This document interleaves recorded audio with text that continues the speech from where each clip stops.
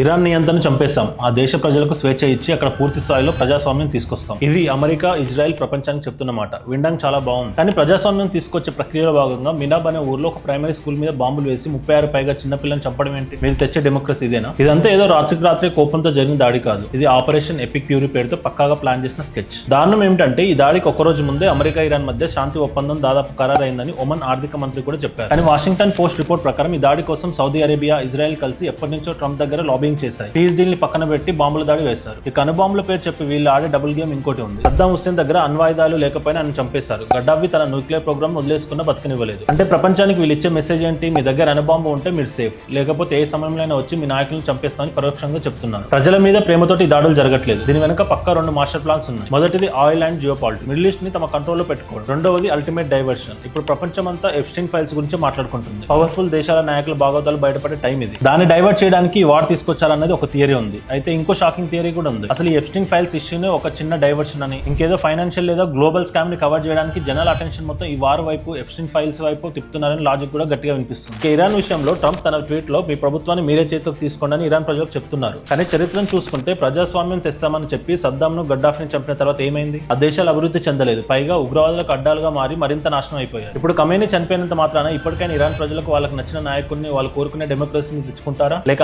America, Israel తమకు కావాల్సిన కీలుబొమ్మను తీసుకొచ్చి అక్కడ కూర్చోబెట్టి వాళ్ళ ఆధిపత్యాన్ని చెలాయిస్తారా? ఈ దాడుల కోసం ఐక్యరాజ్య సమితి అనుమతి లేదు. అసలు ఐక్యరాజ్య సమితి ఉందో లేదో కూడా ఎవరు తెలుస్తలేదు. ప్రపంచానికి తానే బాస్ అన్నట్టు ఫీల్ అవుతూ ట్రంప్ ఇలాగే వేరే దేశాల వ్యవహారాల్లో తలదూర్చి ఏకంగా ఆ దేశాల నాయకులను చంపుకుంటూ పోతే చివరికి ప్రపంచం పరిస్థితి ఏమవుతుంది? దీనిపై మీ అభిప్రాయం ఏంటో కామెంట్ చేయండి.